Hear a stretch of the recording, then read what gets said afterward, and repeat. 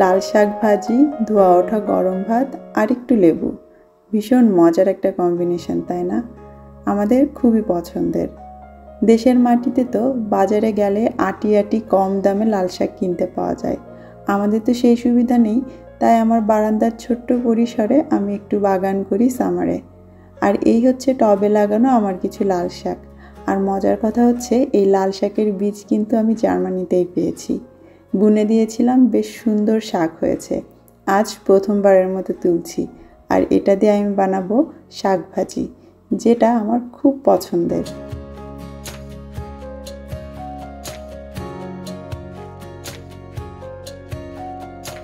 শাকগুলো তুলে নেওয়ার পর এবার একটু বেছে নিব।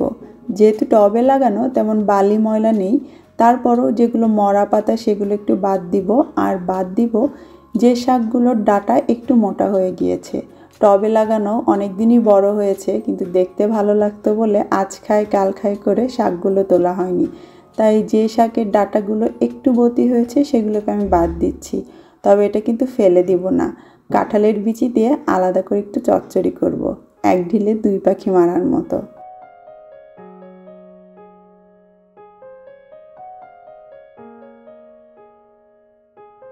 ডাঁটা আর পাতাগুলো আলাদা করার পর এবার শাকগুলো ধুয়ে নিতে হবে। বাজারের কেনা শাক হলে ভালোভাবে ধুবেন, কিন্তু না হলে অনেক সময় বালি থেকে যায়।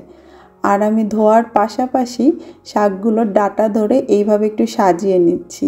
ধোয়ার সময় এই কাজটা করলে কাটার সময় কিন্তু অনেক সুবিধা হয়ে যায়। সবগুলো শাক ধোয়ার পরে আমি এই জালির মধ্যে এটাকে কিছুক্ষণ রেখে দিব, এতে করে বাড়তি পানিটা ঝরে যাবে।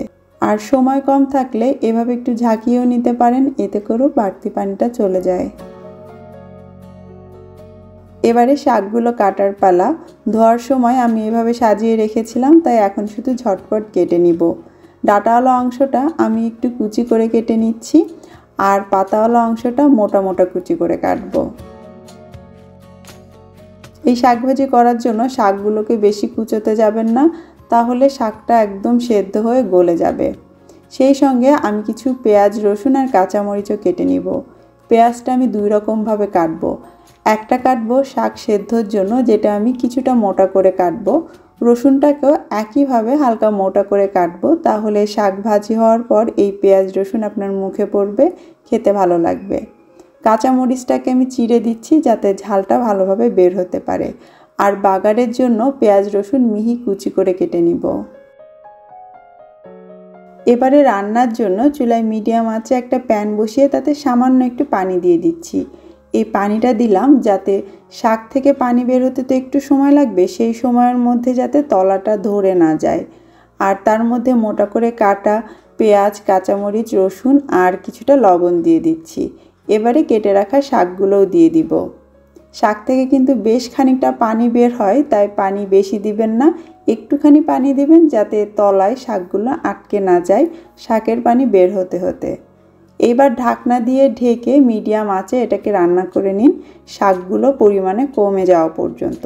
যখন দেখবেন এরকম কমে গিয়েছে, ঢাকনাটা তুলে এটাকে একটু নেড়েচেড়ে উল্টে দিতে হবে, যাতে ওপরের শাকগুলো সমানভাবে তাপটা পায়। 7 থেকে 8 মিনিটের মাথায় শাকগুলো সেদ্ধ হয়ে যায় যদি ঢেকে রান্না করেন। তারপর একটু চেক করে দেখবেন হাত দিয়ে যে শাকগুলো নরম হয়েছে কিনা। আমার মনে হয়েছে একটু লবণের দরকার ছিল, সেটা দিয়ে দিলাম। আর এবার আমি এই সেদ্ধ শাকটা নামিয়ে নিব, এরকম হালকা একটু ঝোল থাকতে থাকতেই। তারপর আমি এটাকে বাগার দিব। ওই একই প্যানে আমি কিছুটা তেল নিয়ে নিলাম, একটা শুকনো মরিচ ভেঙে দিয়ে দিয়েছি, সাথে দিয়েছি একটু জিরা। তারপর বাগারের জন্য কেটে রাখা রসুন পেঁয়াজগুলো দিয়ে ভেজে নিব হালকা সোনালি হওয়া পর্যন্ত। এইবার সেই ঝোল সমেত যে সেদ্ধ শাকটা আমি তুলে রেখেছিলাম সেটা দিয়ে দিব। একটু ঝোল রাখার কারণ এখন বাগারের যে তেল, এটা এই ঝোল টেনে নিবে আর সুন্দর একটা অ্যারোমা হবে এই শাক ভাজিতে। এখন আর কিছুই নয়, মিডিয়াম আঁচে এই পানিটা টেনে যাওয়া পর্যন্তই জাস্ট রান্না করতে হবে। শাকের ওই বাড়তি পানিটা টেনে গেলেই নামিয়ে ফেলতে হবে।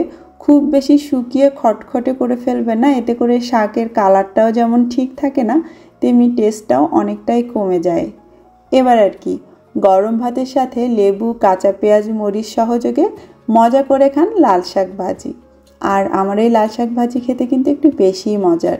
নিজের হাতে লাগানো গাছ বলে কথা, তাই না? আমি জানি লাল শাক ভাজির এই সিম্পল রেসিপিটা আপনাদের সবারই জানা, তবুও আমি ইচ্ছে করে ভিডিওটা করলাম যাতে আমার বাগানের শাক ভাজির একটা আর্কাইভ থেকে যায়। ভালো থাকবেন সবাই, আল্লাহ হাফেজ।